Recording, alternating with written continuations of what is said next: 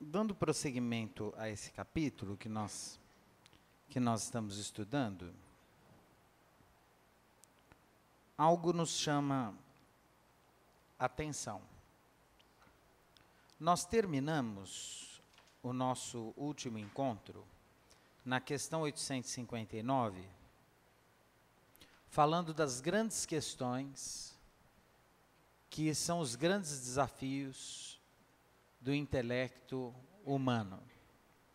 O astrônomo e astrofísico Marcelo Gleiser, no seu recente livro, que eu houvera citado no nosso último encontro, A Ilha do Conhecimento, ele trabalha bem de forma metafórica como se dá essa evolução do conhecimento, né? Então ele diz que o conhecimento é semelhante a uma ilha, né? Tudo que a gente conhece estaria dentro dessa ilha. E o que a gente não conhece estaria nesse oceano infinito que entorna essa ilha. E, curiosamente, numa proporção quase inquietante, a fronteira entre o que a gente conhece e o que não conhece seria delimitada exatamente por essa praia que envolve essa ilha. E, portanto, quanto maior é o nosso conhecimento, maior é essa ilha. Mas à proporção que essa ilha aumenta a extensão dessa praia, ou seja, a fronteira entre o que a gente conhece e o que não conhece também aumenta. Isso significa que, quanto mais o ser humano descobre coisas, conhece, conquista, desvenda, descobre, identifica, desnuda, desvenda, maior é o número de dúvidas que ele cria para si mesmo, num processo infinito de desconhecimento. Ou seja, isso que o filósofo grego Sócrates, né, dizia lá há 2500 anos, só sei que nada sei, quanto mais sei que não sei, era uma realidade expressa por um espírito iluminado, um espírito de alta evolução, num poder de síntese muito grande, porque os grandes pensamentos e os pensamentos mais profundos, eles se caracterizam pela simplicidade, pelo poder de síntese, né? Jesus, por exemplo, quando veio à Terra e nos trouxe a mensagem que depois seria determinante no seu evangelho, ele foi muito simples, ele foi muito claro. Quando disseram para ele se ele tinha vindo destruir a lei, ele falou, não, eu não vim destruir a lei, mas fazer com que ela se cumpra. A grande lei é simples. Amai ao próximo como a si mesmo. Aí estão reunidas todas as leis e todos os profetas. E se o homem conseguir colocar em prática na sua vida cotidiana essa máxima cristã, eu só vou fazer ao outro aquilo que eu gostaria que o outro fizesse para mim, naturalmente nós estaríamos dando um tiro certeiro às duas grandes chagas que os espíritos superiores identificam no Evangelho, em todas as lições, e que são o motivo para os grandes sofrimentos, principalmente os sofrimentos morais do homem, que são o orgulho e o egoísmo. Vejam como é simples, né? Ó, amai ao próximo como a si mesmo. O sábio é mais sábio quando ele sabe que nada sabe. Então, as grandes verdades, elas são expressas, elas são exaradas com um poder de síntese muito grande.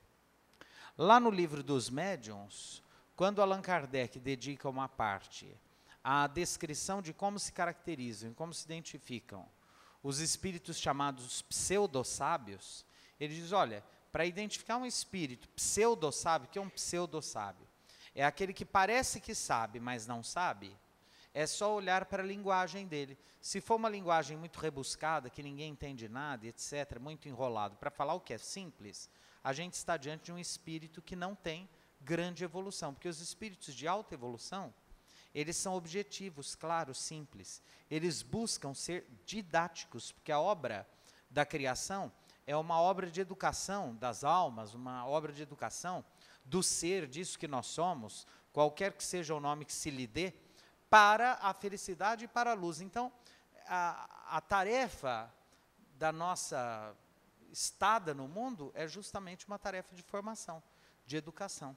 E o formador, o educador, ele não tem que complicar, ele tem que simplificar. Por isso que o bom educador, o didata, o pedagogo, é aquele que consegue transformar coisas muito complicadas numa linguagem um tanto mais simples, adequada ao padrão de conhecimento daqueles que o ouvem, para que ele possa contribuir de alguma forma para a mudança de hábitos ou para a educação daqueles que estão ali. Então, vamos pensar essa ilha, né? Quanto mais conhecemos, mais sabemos o quanto não conhecemos. Nessa antítese, nesse paradoxo, nessa verdadeira contradição. E as três grandes questões que se impõem ao intelecto humano são sobre a origem do universo, sobre a origem da vida, que é uma outra coisa.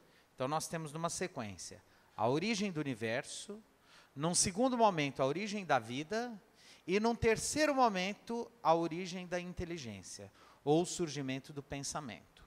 São as três grandes questões que ainda não foram respondidas, nem pela ciência, nem pela filosofia, e nem pela religião. Porque talvez, inclusive, o nosso conhecimento ainda esteja, a dinâmica da nossa inteligência ainda não se encontre adaptável ao nível de revelação ou de conhecimento que isso exigiria. Então, da mesma maneira que uma criança não conseguiria entender uma equação matemática, é preciso crescer para que a sua inteligência se torne robusta, para que o seu pensamento se torne capaz de compreender uma relação matemática mais profunda. Podemos dizer que nós, enquanto espíritos, ainda estamos praticamente na infância da nossa evolução. Então, uma série de conhecimentos, uma série de dados que nós, espíritos ainda muito imperfeitos, não nos encontramos em condições de compreender a profundidade dessas grandes questões científicas e filosóficas que, pouco a pouco, seja no planeta Terra, seja daqui 1.000, 2.000, 3.000 anos, daqui milhões de anos, em outra condição evolutiva, seja aqui ou em outro orbe, nós estaremos conformados anatomofisiologicamente, tanto do ponto de vista físico, se tivermos um físico, e uma natureza física ainda diferente dessa, menos densa, menos grosseira, quanto do ponto de vista perispiritual e espiritual, nós entenderemos todas essas coisas. Na questão 859, os espíritos dizem a Allan Kardec algo muito claro, muito certeiro, muito preciso, muito objetivo. Eles dizem que só há duas datas realmente importantes, fatais: a do nosso nascimento e a da nossa morte, que nós espíritas costumamos chamar de desencarnação, né? Mas há sim uma morte dessa experiência física da vida como nós a conhecemos no mundo físico, né? É lógico que isso é um eufemismo, né? Quando a gente fala, não fala morreu, fala desencarnou. Isso é uma forma da gente tentar mudar, né, a compreensão, porém, o luto, quer dizer, a perda, a ausência física do outro é sempre uma experiência de muito sofrimento. Então, não adianta simplesmente tocar morte por desencarnação e achar que isso vai resolver o problema, porque se a gente está sentindo muita falta e muita saudade, essa falta e essa saudade, ela é dolorosa no espírita, no católico, no ateu, no protestante, em todos nós, né? Porque isso é dor. E às vezes há dores tão profundas que elas não têm nome, que não tem como nomeá-las, que não tem como descrevê-las, né? Há só que senti-las. E mais que isso, é importante, mais do que querer ter o conhecimento dos espíritos, ter um conhecimento da vida. Há pessoas que ficam lendo muito, olha, eu já li 5.000 romances que contam como é a vida lá no mundo dos espíritos, o que acontece, como é, como não é. Olha, eu me lembro, tem um romance muito difundido aí, mais moderno assim, um romance espírita sobre a vida no além, que diz que a moça chega lá em cima e ela está com muita fome, que a gente leva as sensações do mundo físico, né? E aí vem os espíritos superiores e dão um suco de pera para ela. Eu fico pensando que coisa sem graça. Você desencarnado, levando a vontade de comer uma feijoada, uma pizza, e vem os espíritos superiores e te dão um suquinho de pera. Né? Então assim, será que é assim? Eu prefiro não pensar nisso. Eu quero deixar acontecer, quando eu estiver lá, a gente enfrenta a pera que tiver a enfrentar, mas assim, é doloroso, né? Por quê? Porque às vezes eu fico doutor no mundo espiritual e não desenvolvo aquilo para o que eu reencarnei, que é desenvolver uma habilidade humana para lidar com os problemas humanos. Então tem gente que, né? Ai, tem uma fé inquebrantável, rezo o dia inteiro, lê livro espírito o dia inteiro, mas conviver com essa pessoa é um caos, porque a pessoa é difícil, ela é sistemática, ela é complicada, ela é cheia de manias, ou é do jeito dela ou não é nervosa, é irritada com tudo, é exigente, vamos traduzindo, é chata pra caramba. Então assim, não está adiantando? Nada. Está resolvendo? Nada. O Vinícius de Moraes tem um poema lindo, o poema de Natal. Diz assim: para isso fomos feitos, para lembrar e ser lembrados, para chorar e fazer chorar. Para isso temos braços longos para os adeuses, mãos e dedos para cavar a terra. A vida será sempre um caminho entre dois túmulos, uma canção para dormir uma criança, uma prece por quem se vai. Quer dizer, as coisas simples da vida que o poeta consegue descrever para a gente e que são maravilhosas, que a gente não pode perder a oportunidade de sentir. Hoje eu estava vendo um documentário sobre o escritor José Lins do Rego, e os amigos dele estavam falando sobre ele, que ele escreveu, o clássico dele é Menino de Engenho. Ele diz assim, ele envelheceu, mas ele nunca deixou de ser o menino de engenho. Então ele já estava velho, com quase 80 anos, e de vez em quando ele saía, ele era jornalista, saía da redação do jornal e falava assim, estou indo ali no armazém comprar um pedacinho de rapadura. E ele voltava como se ele tivesse trazido a coisa mais gostosa do mundo, vinha mascando aquela rapadura, e fazia daquilo uma experiência maravilhosa. Olha que interessante. Então tudo pode ser, é engraçado, a gente deixa para ser feliz no fim de semana, vocês já notaram? Chega na segunda, a gente tampa o nariz e só solta na sexta-noite. Como se a gente pulasse na piscina. Porque é um sofrimento, né? Durante a semana é sempre um sofrimento.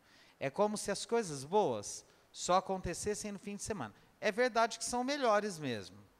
Mas eu fico pensando se a gente desencarnar no meio da semana. E não tiver aquele fim de semana que a gente está esperando. Então é muito legal a gente conseguir todos os dias, com coisinhas pequenas, tornar a vida especial. Que pode ser ouvir uma música, ler uma poesia, tomar um café quentinho, sentir o perfume de uma flor, de uma planta, uma prece, uma prosa boa com um vizinho no portão, né, com a vizinha, ligar para alguém muito querido que há muito tempo a gente não vê, ver um filme gostoso, comer uma comida gostosa, fazer uma caminhada, né? Quer dizer, coisas simples que estão ao alcance de qualquer um de nós e que tornam a vida mais interessante. Por quê? Porque entre o nascimento e a morte estão todos os nossos dias. E esses dias, eles não importam muito se não forem esse dia de agora. Porque o que passou, a gente não tem controle mais. O que passou não vai voltar mais. Ah, mas eu errei. Fazer o quê? né? Se der para reparar nessa encarnação, repare nessa encarnação. Se não der, deixa para outra. Se propõe dentro de você, olha, se eu reencarnar, né, eu quero a oportunidade de reparar o erro que eu cometi, né, a pessoa que eu magoei, assim por diante, né? Se eu fiz uma coisa boa, também não ficar se achando que fez coisa boa, não, porque tem gente muito melhor que a gente. Tem gente muito pior e sempre tem gente muito melhor. É lidar com a vida com simplicidade, né? E vivendo. Faz uma coisa boa, erra no outro dia, cai aqui, levanta colar, vivendo com essa simplicidade, com essa naturalidade, com essa sabedoria, de alguma forma, né? E hoje, amanhã a gente não sabe se vai nem existir esse amanhã para a nossa vida física. O passado não deve importar. Nós devemos nos desapegar do passado. Inclusive, não devemos ficar fixados nas pessoas que já partiram, não. Esses dias eu visitei a senhora, que ela é do movimento espírita, já tem mais de 90 anos, ficou viúva há algum tempo, e o marido dela era um grande trabalhador espírita. E eu cheguei achando que eu ia falar dele e ele ia gostar. E aí eu fui fazer uma visitinha para ela. Falei, ô, dona fulana, mas que saudade. Ela falou, não tenho. Amei, foi um marido maravilhoso, mas ele lá e eu aqui. Já foi, que Deus abençoe ele por lá. E também não estou, ela está com 94 anos, ela falou, não tenho pressa, viu? Não tenho vontade de morrer, não quero. Eu até evito pensar muito nele, que vai que ele resolve vir me buscar. Ela falou para mim. E ele adorava trabalhar, e foi um grande trabalhador, da causa espírita, da causa cristã. Uma pessoa maravilhosa, uma das pessoas mais maravilhosas que eu já conheci. E ela também. Mas assim, sabe um desapego? Sabe uma coisa assim, ó? Amo, de vez em quando eu faço minha prece para ele, acho que ele está muito bem, que ele gostava de trabalhar, vai ter muito serviço para ele lá, deixa eu aqui quieta. Porque tem gente que fica agarrado no passado, na lembrança do passado, né? Aquela, ai, no meu tempo. Seu tempo? Como assim? Ah, essa música é do meu tempo, parece que a pessoa já morreu. E às vezes, quer saber? Já morreu mesmo, só esqueceu de deitar. Quem fica achando que tudo no meu tempo era melhor, é alguém que ficou em algum lugar que não é hoje, e está esquisita essa história, né? Porque o meu tempo é agora. É agora o meu tempo, né? Eu posso ouvir as músicas que eu ouvia na juventude. E quando eu ponho essa música lá olha aqui que eu ia falar, na vitrola. Né? Hoje em dia a gente põe no pendrive lá, né? No computador e ouve. Esse meu tempo passa a ser o agora, eu estou vivendo agora. Olha que beleza. Estou me emocionando agora, né? Estou revivendo a sua, né? E daqui a pouco é bom também, e a gente para. Aí tem gente, por exemplo, que tem um grupo de amigos, e é só aqueles que são bons. É um amigo de mais de 50 anos, e às vezes é chato. Tem 50 anos de amizade e 50 anos de encheção de saco. E às vezes a gente conhece em uma semana, é uma maravilha, aquele amigo novo, que beleza. Então a gente precisa se desapegar dessas crenças bobas, achar que tudo porque é antigo é melhor. Não, nem sempre, né? Pensem que o tempo é uma condição humana relativa, ele só faz sentido para algumas coisas, para as outras não. Ele é totalmente relativo, o tempo. Há relacionamentos que duram 60 anos e que são uma porcaria. E há outros que duram 2 anos e são maravilhosos. Não é o tempo que as coisas duram, né, que fala da qualidade delas. Né? Há coisas que duram muito e não prestam. E coisas que às vezes duram pouco e prestam. E são uma delícia, são uma maravilha. Né? Então, assim, do que eu estou falando? eu não sei se eu estou falando do que eu deveria, mas eu tenho uma sede de falar sobre a vida. Eu tenho um comichão de falar sobre o que está nos incomodando e causando aquele incômodo, aquele desconforto na nossa alma, agora, hoje, né, e que pode nos servir para que a gente saia daqui hoje e repense um monte de coisa ao chegar em casa. Na questão 859A, eu identifiquei aqui um trecho em que o Espírito de verdade diz o seguinte: somente as grandes dores, os acontecimentos importantes e capazes de influir na tua evolução moral, são previstos por Deus, porque são úteis à tua purificação e à tua instrução. Então, vamos imaginar, se eu tenho, vamos supor que eu chegue aos 70 anos, e alguém diga para eu fazer uma lista sobre os principais acontecimentos da minha vida. Então vamos imaginar, vou criar aqui uma ficção. Eu sou uma senhora de 70 anos, e aí eu ponho lá, nasci no ano tal, aos 8 anos eu perdi minha mãe, aos 14 anos eu tive meu primeiro namoradinho, né? Aos 20 anos eu arrumei o meu primeiro emprego, com 25 anos eu me casei, depois, né, engravidei, perdi o filho, engravidei de novo, depois de 5 anos, perdi de novo essa criança, aí eu consegui, né, engravidar, tive 3 filhos, aí eu ponho as datas em que cada um nasceu, aí teve um irmão que morreu num acidente, me causou muito sofrimento, depois eu tive um diagnóstico de câncer terrível, passei por uma cirurgia, sofri muito, depois o meu marido, que era muito bem de vida, etc., teve lá um problema nos negócios, nós ficamos na rua da amargura, ficamos na miséria, etc., recomeça. Então, esses 70 anos, vamos supor que ela enumere aí umas 20 situações que foram determinantes e muito importantes para a existência dela nesses 70 anos. Muito provavelmente, são só esses 20 episódios que estavam pré-determinados, e nem todos, e que ela sabia que iam acontecer ao reencarnar.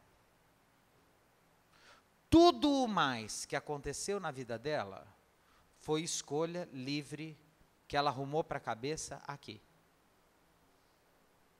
Então esse negócio de achar que tudo é da outra encarnação, que tudo estava escrito nas estrelas, que tudo era assim, assado. Esses dias um moço chegou e falou assim, olha, eu estava conversando com uma pessoa, ele foi numa médica, foi se consultar com uma médica, e a médica era mística, assim, e falou, olha, pessoas que nascem nesse signo seu aí, são assim, assim, assado, fazem tudo errado desse jeito, papapá. Aí ele olhou para mim e falou assim, o que você acha? Eu falei, se é assim, não há o que fazer.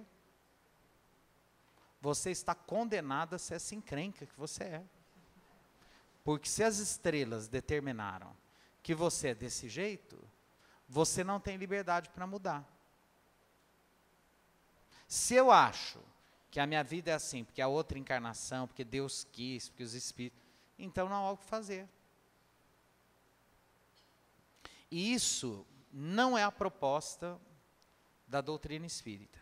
A doutrina espírita, ela quer subtrair a gente desse comodismo, dessa coisa porque Deus quer, e nos devolver algo muito mais desconfortável, que é a responsabilidade pessoal de cada um de nós sobre aquilo que acontece na nossa vida, porque somos espíritos, que temos livre-arbítrio, somos livres, sabemos exatamente o que fazemos, estamos absolutamente conscientes do que queremos para a nossa vida.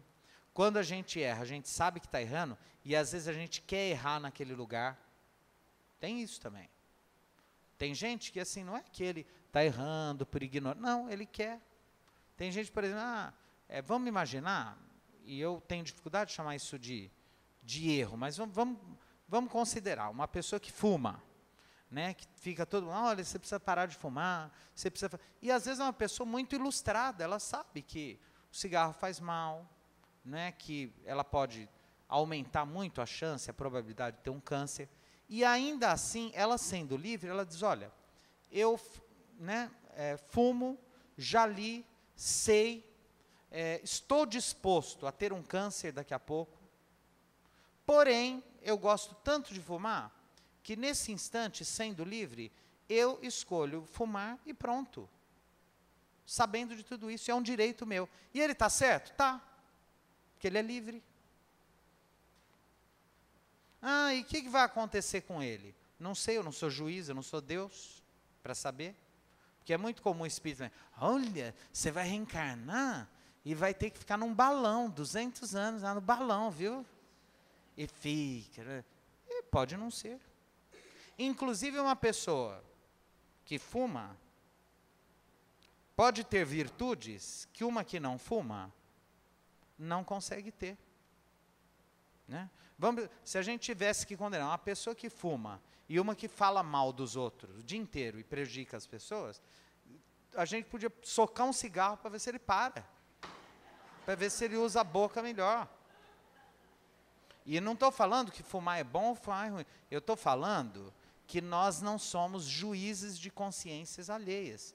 Ninguém tem o direito de dizer, né, olha, vai acontecer isso com você, não vai, porque a gente não é Deus, a gente não é juiz, nós não estamos aqui para julgar ninguém, nós reencarnamos para dar conta de nossa própria vida. E essa é a proposta da doutrina, é nos tornar espíritos adultos que se responsabilizam pelas escolhas livres que fazem, inclusive quando erram. Então é comum, né, olha, eu errei naquele lugar, eu sabia que estava errando, né? Tinha uma música da Dalva de Oliveira, bonita, né, do seu tempo aí, do seu, que falava assim, errei sim, não era assim? Manchei o teu nome, olha que... Mas foste tu mesmo o culpado, né? Aquela coisa, errei sim. Então, às vezes a gente erra, sabe, e erra. O que vai acontecer? Não sei. Vamos deixar a vida vir para ver o que vai acontecer. O importante, eu uso isso muito para mim, vou dividir com vocês. Eu acho que o mais importante é quando a gente erra, a gente procurar não causar dor e sofrimento para o outro. Se for um erro que só causa mal para a gente, menos mal. Né? Porque a gente se dá conta. Se a gente já conseguir ter um cuidado com o outro, uma preocupação com o outro, que o outro não sofra por causa de um erro nosso, a gente já cresceu um pouquinho. Então essa preocupação de não fazer o outro sofrer, não fazer o mal, já é muito bom. Já mostra que a gente tem um pouco de uma coisa chamada ética. O que é a ética? É pensar no bem do outro. Eu vou parar por aqui hoje. E eu queria já deixar assim, engatado, o tema do domingo que vem. Que é a questão 861. Que é a seguinte: o homem que comete um assassinato ou faz um mal, sabe, ao escolher a sua existência, que se tornará assassino? Então, assim, vamos imaginar. E por que é legal essa questão? Porque, às vezes, a gente é tomado daquela síndrome de Gabriela. Eu nasci assim, eu sou mesmo assim, você sempre assim, eu sou mesmo assim, não é assim? Tá. Não vem não, porque eu sou assim mesmo, quem quiser gostar de mim tem que me aceitar. Já ferrou. Por quê? Porque ninguém está condenado a ser coisas ruins. Ninguém nasceu para ser chato, ninguém nasceu para errar, ninguém nasceu para ferrar com os outros, ninguém nasceu para ser mal, para fazer o mal, nada disso. Pelo contrário, a gente nasce para evoluir, para crescer, para se tornar gente que presta. Quando a gente, né, se torna essas coisas ruins, isso se dá por escolhas nossas, no exercício de nossa liberdade. Ah, mas e o obsessor? Ele é mais vítima da gente do que a gente vítima dele. Como assim? Domingo que vem a gente vai falar.